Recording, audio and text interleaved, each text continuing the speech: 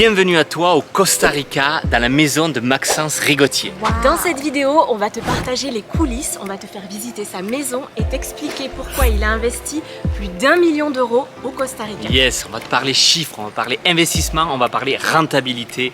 Donc on te dit à tout de suite.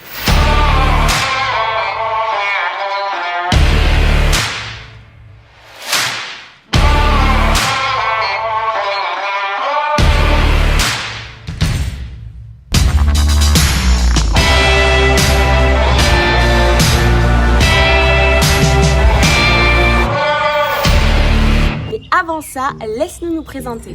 Nous sommes Caroline et Mathieu et ça fait maintenant plus d'1 an que nous nous sommes expatriés au Costa Rica. Et ici, depuis le Costa Rica, on gère nos différents business en ligne, que ce soit les formations en e-commerce pour se lancer sur Amazon FBA, nos coachings accompagnement ou nos lancements de produits, mais aussi une nouvelle branche qu'on vient de créer, donc d'apporteurs d'affaires, car ici au Costa Rica, il y a un très fort potentiel dans l'investissement immobilier. C'est ça, et ça permet à nos futurs clients de pouvoir investir ici au Costa Rica en toute tranquillité, sérénité, mais surtout en toute confiance depuis leur canapé. Et tout ça grâce à un réseau d'experts que l'on a créé. La plupart sont francophones, donc experts notaires, avocats, agents immobiliers, property management, etc., etc. La totale. Voilà pour notre présentation. Maintenant, c'est parti pour la visite. Allez, viens, on t'amène. On va te dire pourquoi il est intéressant d'investir au Costa Rica. Alors déjà, il faut savoir que le Costa Rica, c'est un pays qui est stable en matière de politique et économiquement. Un des gros avantages aussi du Costa Rica, c'est la réglementation en termes d'immobilier. Donc déjà, le droit des étrangers est valable ici. Donc en fait, tu es propriétaire de ta maison. Les taxes sont hyper avantageuses parce que du coup, tu as une taxe, un impôt local qui est de 0,25. C'est l'équivalent de la taxe foncière, donc seulement de 0,25%. Ce qui est super aussi, c'est que tu as une possibilité de résidence en tant qu'investisseur ici. Tu as le visa investisseur. Dès que tu investis dans le pays à hauteur de 150 000 $ minimum, et ben du coup tu as le droit de demander la résidence ici. Et c'est intéressant parce que le Costa Rica a une taxation territoriale. Donc si tu as des business en ligne comme nous par exemple, ta taxation, tes revenus qui proviennent de l'étranger ne sont pas taxés, sont taxés à 0%. C'est intéressant, mais ça c'est vraiment pour l'expatriation. C'est du bonus. Si tu penses t'expatrier. Ensuite, on va t'expliquer maintenant pourquoi avoir choisi cette région du Costa Rica en particulier. Donc là ici, on est au Guanacaste, donc c'est sur la côte Pacifique. Il faut savoir que le Costa Rica, tu as une côte Caraïbe et une côte Pacifique. Donc là, on est de ce côté-là. Et en fait, on a choisi d'investir au Guanacaste particulièrement parce que c'est une région où le climat est vraiment favorable. Tu as une saison sèche et une saison des pluies, mais il faut savoir qu'il fait beau toute l'année et que du coup, le taux d'occupation et le taux de... est bien plus élevé en fait à Tamarine. C'est ça, tu loues ta maison vraiment 60%, 65%, même 80% de taux d'occupation. Bien sûr qu'il y a des avantages, mais comme de partout, il y a aussi des inconvénients. Et le Guanacaste reste la région la plus chaude. Et encore une fois, ceux qui viennent ici majoritairement, c'est les Américains et les Canadiens. Et eux aiment justement, recherchent cette chaleur-là. Donc nous, des fois on la fuit, on va dans les montagnes un peu dans la fraîcheur, mais les Américains cherchent cette chaleur-là, donc c'est l'endroit parfait pour eux. Un autre des gros avantages de cette région du Guanacaste, c'est l'accessibilité. Donc là, on est à 1 heure de l'aéroport, du deuxième aéroport international de Liberia, donc qui est à 1h15 à peu près d'ici.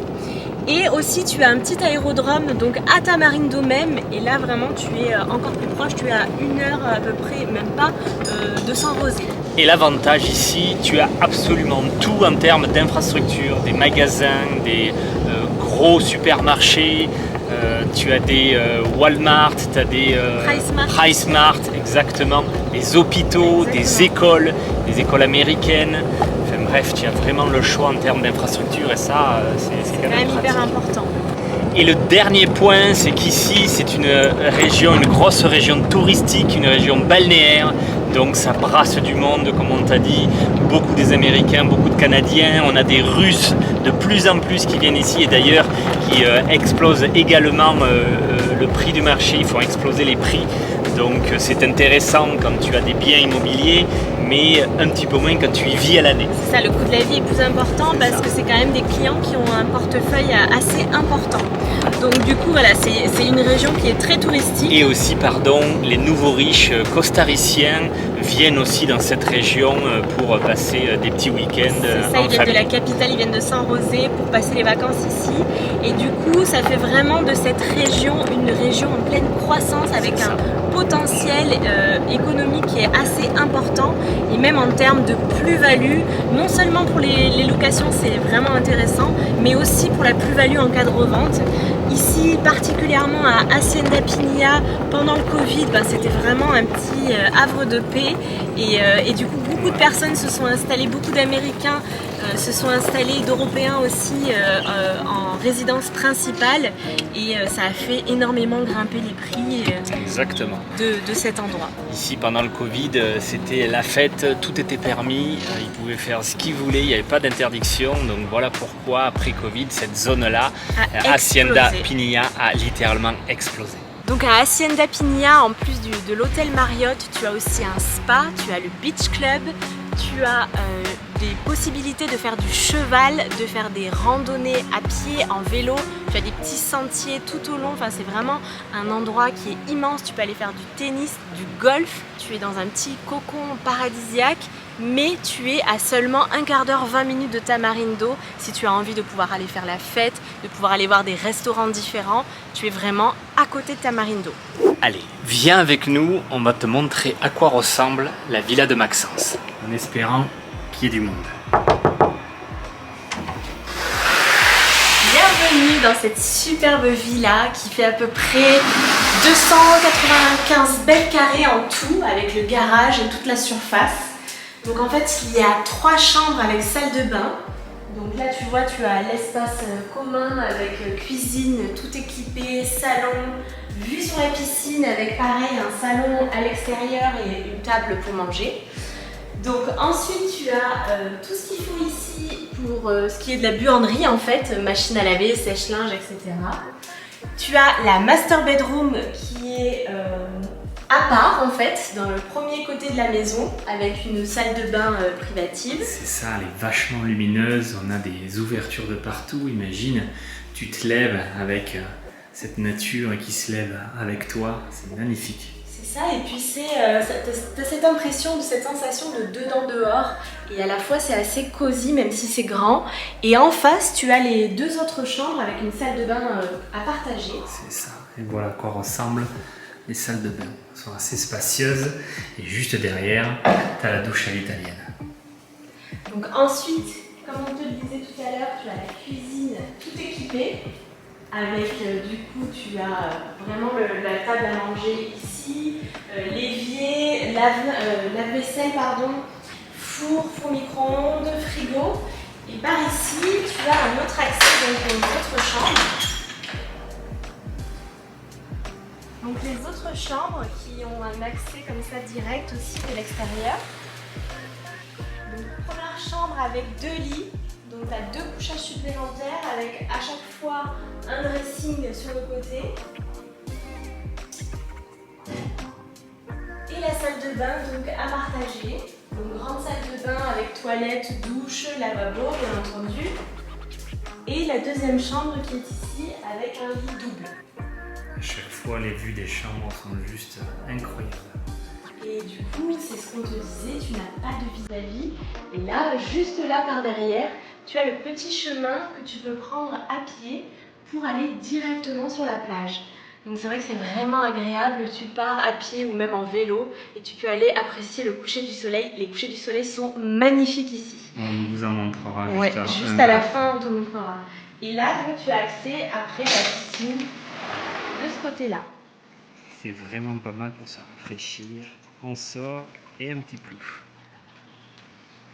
L'avantage aussi, c'est que tu as encore pas mal de terrain. Donc si tu veux rajouter à la place de cette petite bodega ici, tu veux rajouter une guest house, c'est tout à fait possible. Comme on a dit, c'est un terrain de 2000 m² environ. Donc là, tu as le petit barbecue. Juste ici. Et le coin salon ou la table si tu veux manger dehors. Tu peux voir le calme qu'offre cette villa. À part le clapotis de l'eau, là on n'a pas les oiseaux parce qu'ils vont commencer à se coucher. Et c'est juste hyper agréable ce calme. Ce qui est vraiment, ce qu'on apprécie dans cette maison, c'est son charme et son côté dedans dehors, cosy. Et sa forme comme ça en U qui fait vraiment un côté intime et vraiment au calme quoi, dans la nature. La demande de Maxence était plutôt claire, c'était rentabilité first. Donc c'est notre job aussi, optimiser la maison pour qu'elle rapporte un maximum d'argent.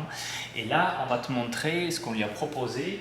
Et ce qu'il a validé, c'est de transformer le garage, d'accord? Parce que là, bon, il rentre 2 voitures, mais il y a de l'espace dehors pour rentrer les voitures. Le but, c'est de transformer ce garage en une master bedroom. Elle accueillera un lit queen size et 2 lits superposés. Donc, on arrivera à une location à 10 couchages. Donc, voilà ce qu'on lui a proposé pour optimiser la rentabilité de son investissement. Alors, pourquoi avoir choisi d'investir dans cette maison en particulier? Alors en fait, ce qu'il faut savoir, c'est que Hacienda Piña, c'est vraiment un domaine privé avec une sécurité. Et à l'intérieur d'Hacienda Piña, il y a plusieurs gated community avec leur propre sécurité. C'est ça. Et plusieurs maisons, plusieurs lotissements, on va dire. Il y a des gardiens à l'entrée de Piña et aussi par gated community. Donc c'est vraiment au niveau de la sécurité, c'est hyper sûr, hyper safe.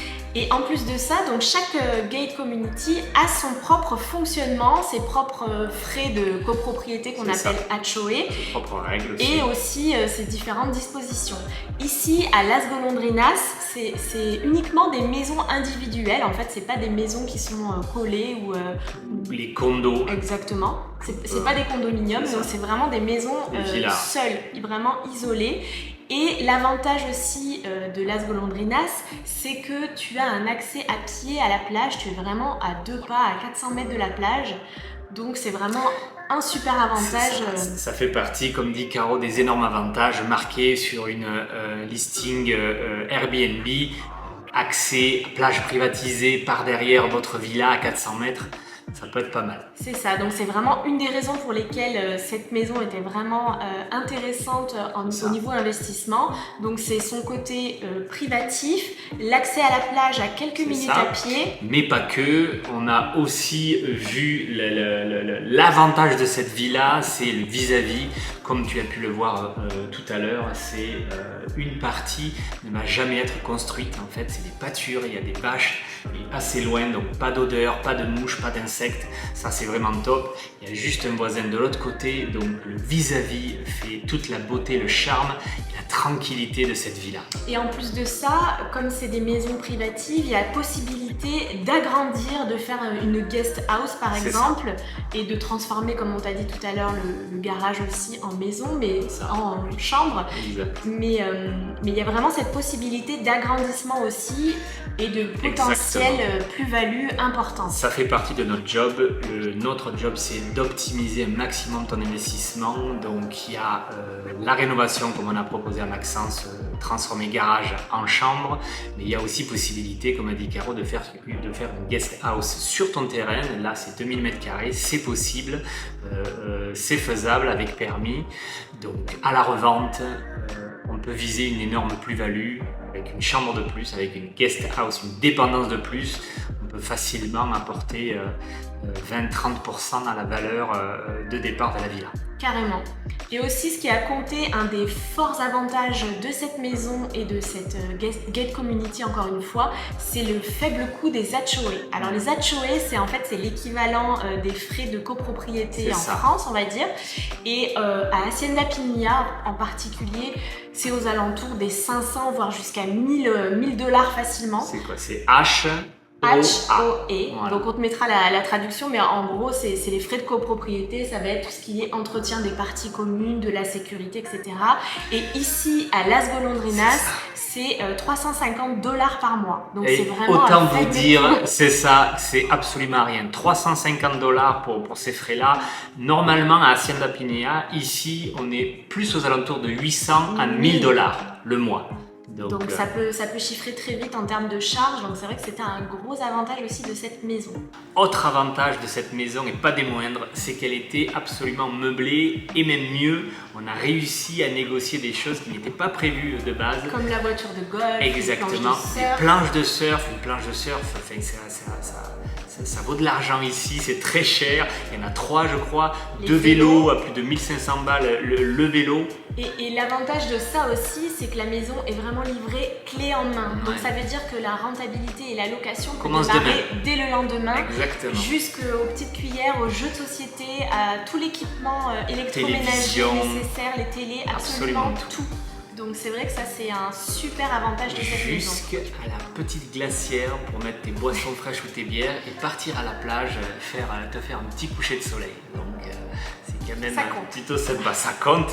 Les raisons pour lesquelles cette maison était vraiment un investissement très intéressant, c'est le fait qu'elle soit toute meublée et clé en main avec vraiment des prestations all-inclusive, prête à l'emploi pour une rentabilité vraiment optimisée, le fait qu'elle n'ait aucun vis-à-vis et qu'elle ait vraiment ce côté privatif, déjà c'est top pour les locations en elles-mêmes, mais aussi pour la plus-value future en cas de revente. C'est ça. Les achoés à faible coût.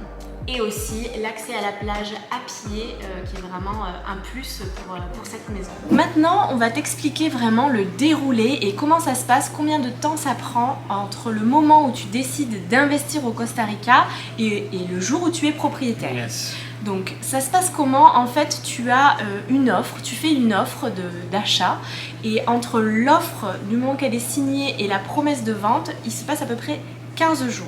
C'est ça. Donc pendant ces 15 jours, toi, ce qui va se passer, c'est que tu vas devoir justifier la provenance de tes fonds. Ouais, ça c'est super important au Costa Rica. Tu dois justifier la provenance de tes fonds, pardon. Donc désolé pour ceux qui blanchissent l'argent, les trafiquants de drogue, c'est pas le bon endroit.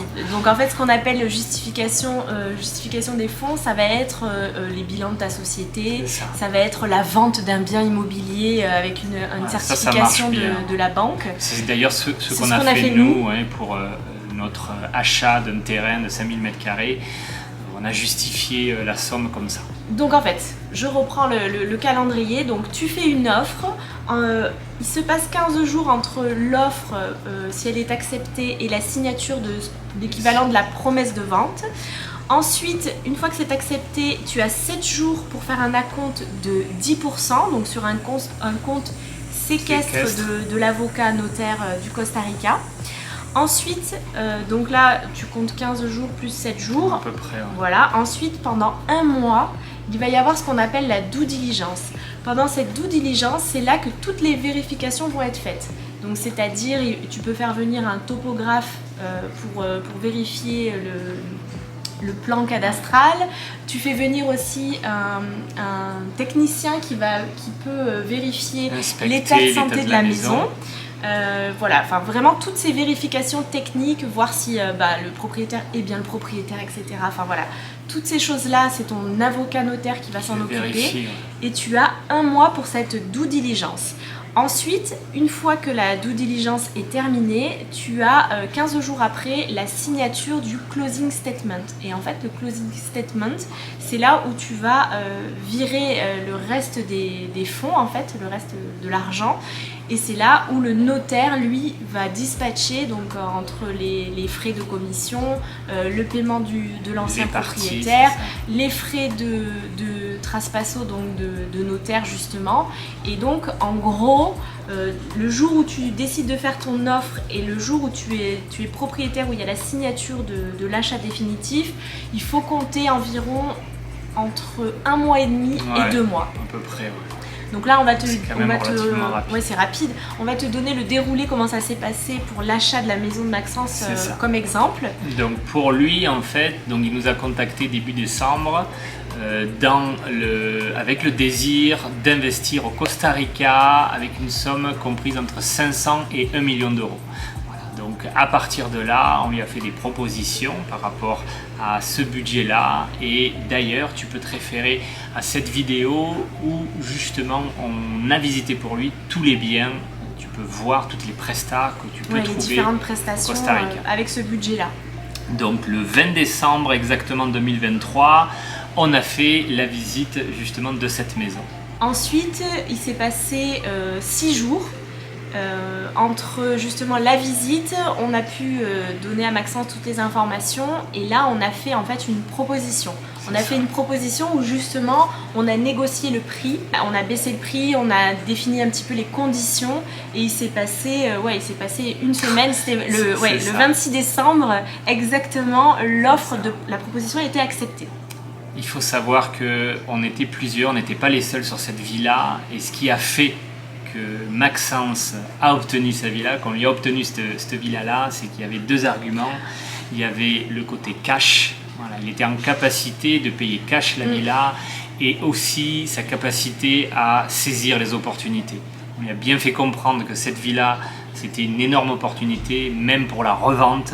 Et il a su saisir en quelques jours. En 6 même jours. Pas 6 jours, c'est ça, de OK, let's go. Et tout ça à distance, d'accord, sans venir sur place. Et le facteur un petit peu chance qu'on a eu quand même, c'est que du coup, on a visité cette maison parmi tant d'autres et elle n'était pas encore ouverte. En fait, il avait juste fait les photos. Donc elle n'était pas ouverte et je crois qu'on était 4 ou 5 dessus. Elle n'était pas proposée en ligne. Voilà. Ouais. Donc pour te dire, le bouche à oreille va très vite ici. Ça.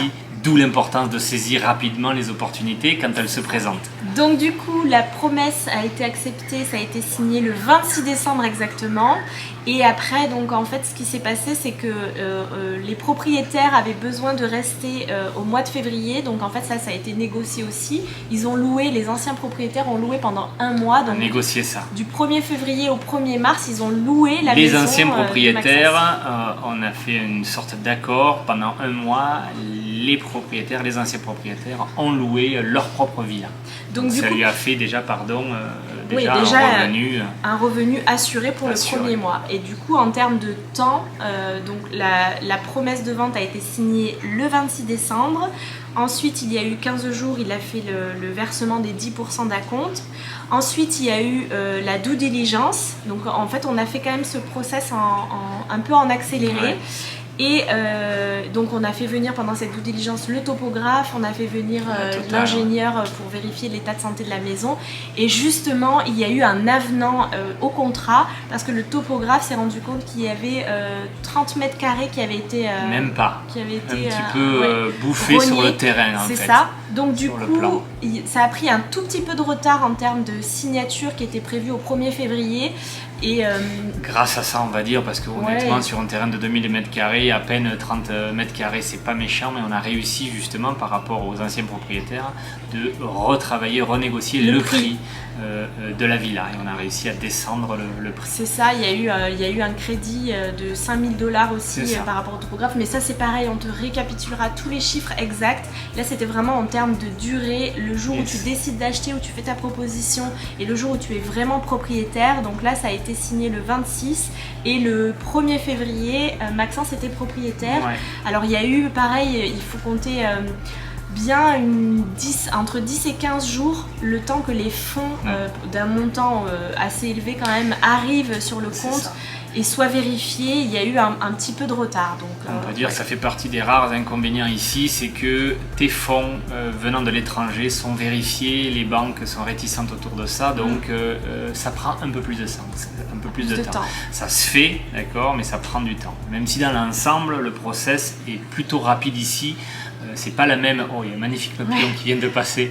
Je sais pas si on l'a vu. C'est pas la même administration française, d'accord. C'est moins complexe. Je sais pas si ce que tu en penses. Ah oui, c'est quand même très fluide. Ouais, c'est bien plus fluide, donc ça fait partie des avantages, des nombreux avantages d'investir ici. On compte à peu près entre un mois et demi et 2 mois pour être propriétaire. Voilà, la totale, d'avoir ton bien. Et ici, ça fait partie du régime napoléonien, d'accord. Comme en France, tu achètes ton bien, tu es propriétaire, d'accord. C'est pas comme en Asie ou certains endroits où tu loues ta terre. Ici, elle est à toi. Et du coup, les premières locations ont eu lieu le 11 mars. Donc, pour récapituler justement le départ. C'est ça, donc le 1er février, du 1er février au 1er mars, c'est les anciens propriétaires qui avaient loué la maison pour 1 mois. Qui l'ont loué. Donc à hauteur de $10 000, donc en location moyenne durée.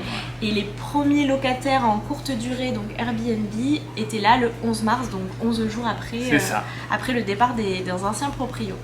Donc voilà le process pour devenir propriétaire au Costa Rica et tu peux voir que c'est assez simple et assez rapide. Maintenant, faisons parler les chiffres. Alors on va te partager plus en détail les frais d'acquisition, les frais d'aménagement, les charges annuelles, mais aussi l'estimation des revenus locatifs, des futurs revenus locatifs, pour te donner à la fin une estimation de rentabilité annuelle. C'est ça, donc pour commencer, les frais d'acquisition, cette villa a été achetée par Maxence meublée, tout meublé, clé en main, prête à louer le lendemain. Donc le prix d'achat meublé, ça lui est revenu à 1 150 000 $. Donc prix négocié après une marge de manœuvre. Ensuite, tu as les frais de notaire qui sont à prendre en compte, donc les frais de traspasso. Donc ça, c'est 4 ou 3%. Alors en fait, c'est 4% si tu l'achètes en ton nom propre et ça descend à 3% si tu l'achètes en société. Ce qui s'est passé ici avec cette villa, comme les anciens propriétaires avaient acheté ce bien-là avec une société, Maxence a racheté, en achetant cette maison, la société qui va avec. Et du coup, il a bénéficié des 3% au lieu de 4% de frais de notaire. Donc ça s'élève à 34 500 $ les frais de notaire. Donc là, juste pour précision, on va te partager les prix tout étant dollars. Exact. Donc les honoraires d'apporteurs d'affaires, donc nous-mêmes, la prestation qu'on a délivrée à Maxence, c'est à hauteur de 6% du prix de l'investissement total.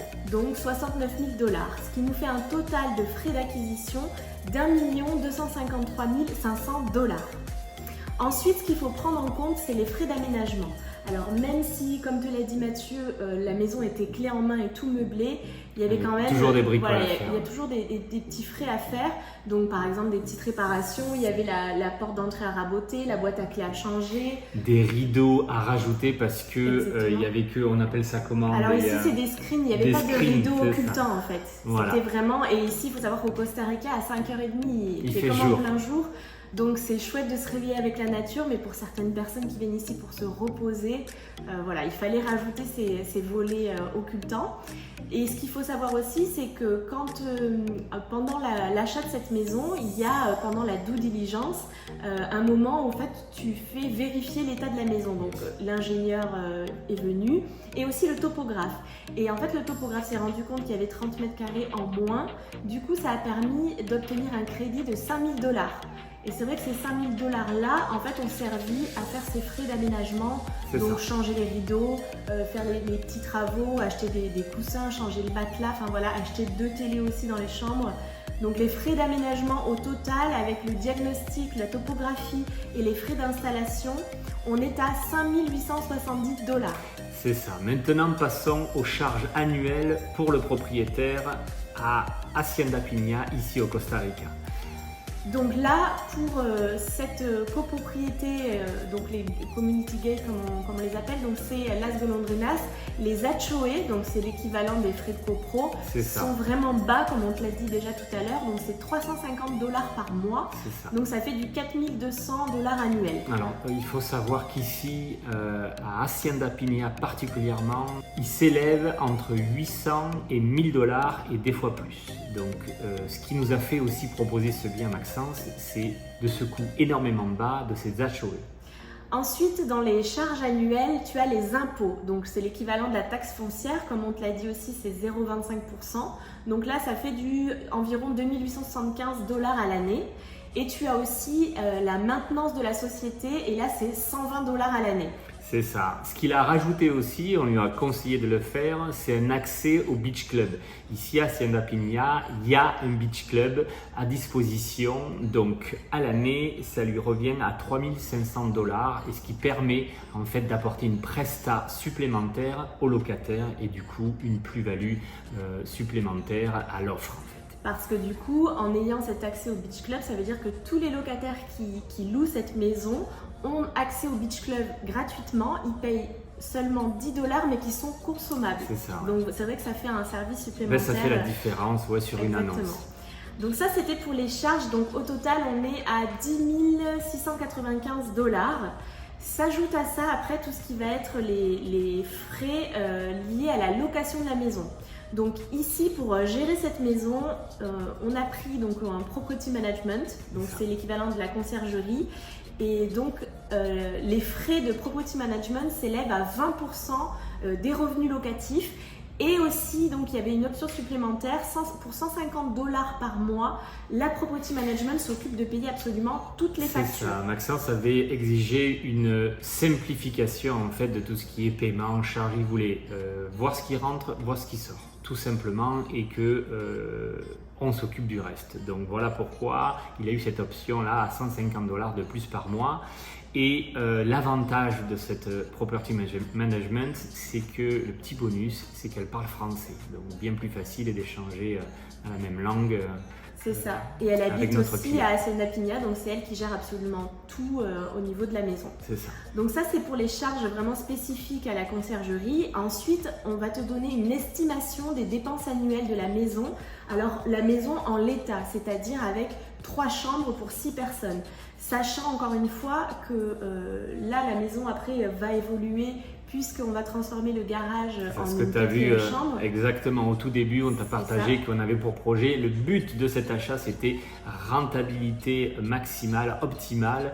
Donc, on a dans l'idée de transformer le garage en une chambre supplémentaire, une master room, une master bedroom, pour justement profiter de 10 couchages au lieu de, il y en a 6 personnes. Voilà, 6 aujourd'hui. Donc du coup là, les chiffres qu'on te partage, que ce soit les charges annuelles et surtout les revenus locatifs qu'on va te partager par la suite, ça reste une estimation, et une estimation en l'état avec 6 couchages. C'est ça. Pourquoi on te parle d'estimation? Parce que la propriétaire d'avant, en fait, ce n'était absolument pas son but de louer la villa. Donc on n'avait pas un retour sur les locations, on n'avait pas des chiffres concrets qui pouvaient nous permettre de se baser sur ces chiffres-là. Oui, c'était vraiment leur résidence secondaire, mais voilà, où ils passaient pas mal de temps. Donc c'est vrai que c'était pas leur objectif de la louer un maximum à la nuitée, comme c'est le cas ici. C'est ça, donc on a dû se prendre sur des prestats à côté, mais c'est pas exactement pareil parce que c'est pas le même vis-à-vis, c'est pas le même accès à la plage, c'est pas les mêmes commodités, c'est pas, il n'y a pas des planches de surf, des vélos, il y a pas tout ça. Donc on a dû faire une estimation, c'est pour ça qu'on te précise. C'est ça, et cette année 2024 va être vraiment, ça va nous permettre d'avoir plus de données, et 2025 ce sera vraiment une année complète, optimisée de A à Z. Donc du coup, pour les dépenses annuelles, donc ce qui comprend l'électricité, l'eau, l'entretien du jardin, de la piscine, d'internet, la fumigation, donc ça c'est pour les insectes, l'assurance de la maison, la maintenance des gouttières. Tu as dû le voir tout à l'heure dans la vidéo, ils sont passés aujourd'hui pour nettoyer les gouttières. Tu as aussi la maintenance des clims, des cas de climatisation. Et donc le paiement des factures de la property management. Le jardin, tu l'as dit? Oui, le jardin. Donc là, on te donne le prix global. De toute façon, on te mettra le tableau après avec tout le détail. C'est ça. On est à $17 320 par an. Maintenant, on passe aux revenus, à l'estimation en fait des revenus locatifs. Alors là, on s'est basé pareil sur un prix moyen des nuits entre 450 et $550. C'est ça. Mais encore une fois, c'est avec les 3 chambres. Exact. Et c'est avec pas cette prestat actuelle. Et on est allé un petit peu plus bas, on a pris un taux d'occupation de 65%. Et ici, on peut grimper bien au-dessus. Voilà, ben après, encore une fois, c'est une estimation. Et là, on a lissé sur l'année parce qu'en fait, tu as 2 périodes ici. Tu as la saison sèche et la saison des pluies. Et tu as des grosses périodes entre Noël et Jour de l'An et pendant la semaine sainte, où là, la location à la nuitée peut s'élever. Les prix explosent. Voilà, par exemple, à Noël, c'est plus de $1000 la nuitée. Enfin, voilà, on a lissé vraiment sur l'année. On arrive du coup à des revenus bruts à $147 747, donc presque $150 000 à l'année, avec du coup les frais de property management de 20% sur les revenus locatifs. On est à $29 549 à déduire, ce qui nous fait des revenus à $118 196 à l'année, et du coup un revenu net annuel de $90 181. C'est ça, avec une rentabilité du coup net réelle de 7,25. Voilà, mais encore une fois, c'est sans la 4e chambre et c'est voilà, sans avoir vraiment optimisé. Exact, c'est un début de location, c'est voilà, exactement, le temps de mettre tout ça en place, bien entendu. On se prépare pour l'année 2025 pour optimiser ça à son paroxysme. Et surtout, ce qu'on voulait rajouter, c'est vraiment quand tu achètes, quand tu investis dans une maison, c'est toujours penser à la revente. Et c'est vrai que cette maison, elle a un énorme potentiel de plus-value à la revente. Le fait qu'elle soit isolée, toutes les raisons qu'on t'a données pour lesquelles on a choisi d'investir dans cette maison et Maxence a validé cet investissement, c'est en pensant à une éventuelle revente. Les prix peuvent paraître élevés, mais il est garanti, surtout dans cette zone, que 1 an, 2 ans, 3 ans, 5 ans après, la plus-value peut être spectaculaire réellement. On va te partager nos listings, je crois que c'est de l'année, peu importe, 2022, ouais, c'est ça, 2022, et on va te montrer les mêmes biens qui ont été revendus qui aujourd'hui. C'est juste dingue de voir la différence de prix, on va te partager tout ça juste après. Mais au moins tu as une idée générale des frais d'acquisition, des frais d'aménagement, de combien peut coûter une maison en charge annuelle de ce type et aussi les revenus locatifs que tu peux espérer obtenir. Voilà, la vidéo touche à sa fin, on espère sincèrement qu'elle t'aura plu. Mais avant de se quitter, 2 choses. La première, c'est si toi aussi tu veux investir au Costa Rica, n'hésite pas à nous contacter en commentaire juste en dessous de la vidéo. Yes, et le numéro 2, si toi aussi tu veux passer des vacances de rêve dans un pays de rêve, dans une villa de rêve, dans la maison de Maxence. Exactement, tu auras le lien ci-dessous de Airbnb et tu pourras à ta guise louer cette magnifique villa. Alors maintenant on te laisse, on te dit bisous et bisous.